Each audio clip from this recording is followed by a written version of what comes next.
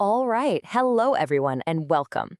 So, every living thing, and I mean everything we see, is built from one tiny fundamental unit, the cell.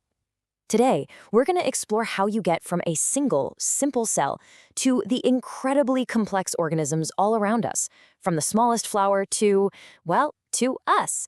We're going to dig into the elegant solution that makes all this amazing complexity possible, the story of tissues. So, to start, let's think about something like an amoeba. This little guy is a complete self-sufficient marvel. I mean, it's just one cell, but that single cell does everything. It moves, it eats, it gets rid of waste. It's a one-cell show, a true jack of all trades, handling all the essential functions of life all by itself. But that gets you thinking, right? What happens when you scale things up? When you have an organism made of millions or even trillions of cells, it would be total chaos if every single cell tried to do everything at once. So, how do complex bodies, like ours, manage this incredible feat of organization? Well, the answer, and this is really the key to all complex life, is specialization. And that brings us right to the heart of our topic today, tissues. This is the absolutely brilliant solution that nature came up with to manage all that complexity. It all comes down to a division of labor. You know, just like in a huge company where different people have very specific jobs to keep things running smoothly, groups of cells in an organism get assigned specific tasks. Some cells are built for moving, others are for sending messages, and some are just for transport. And that, right there, is exactly what a tissue is. It's a dedicated team of cells. They all have a similar structure, and they're all grouped together to do one very specific job as efficiently as possible. So the main takeaway is this: tissues are what make complex life not just possible, but incredibly efficient. And what you're seeing here are two fantastic examples of this. On one side, you have plant vascular tissue. Think of it like a plant's plumbing system for moving water and nutrients around. On the other, you've got animal muscle tissue, designed for one thing: movement. Both are perfect examples of form-following function, where a cell's design is perfectly tailored to the job it has to do. So this leads us to a really fundamental question. We see plants and animals everywhere, but are they actually built from the same blueprint? Do they use the same kinds of tissues to solve the basic problems of being alive? Let's take a closer look. Now let's break this down, because the differences are fascinating. Plants are stationary, right? They're fixed in one place. Animals, on the other hand, are constantly moving around, looking for food, for mates, you name it. And that one single difference creates this massive ripple effect. Animals need way more energy, so most of their tissues are living and active. But plants, they need to stand tall and be rigid, so they rely heavily on supportive tissues made of mostly dead cells. It's actually a super clever, low-energy solution for a life that doesn't move. And this quote just hits the nail on the head.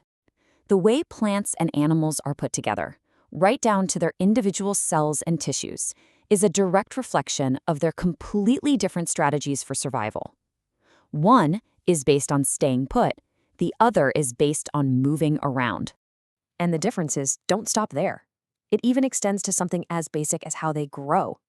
You might think growth is growth, but it turns out plants and animals have remarkably different game plans.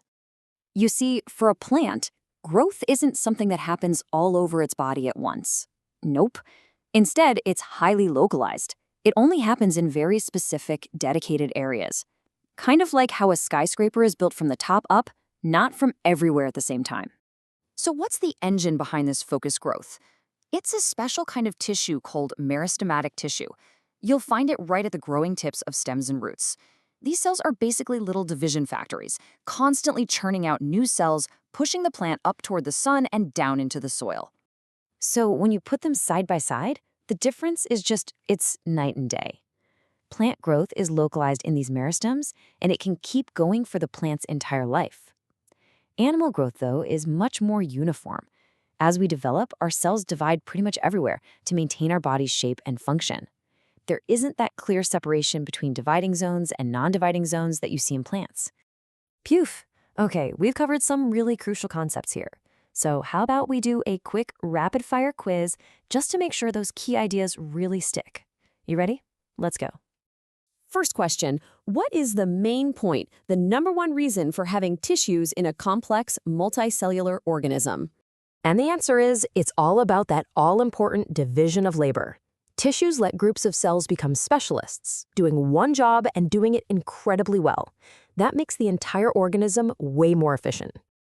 All right, next up, when you decide to get up and walk across the room, which specific tissue is doing all the heavy lifting for you? Yep, you got it. That's your muscular tissue.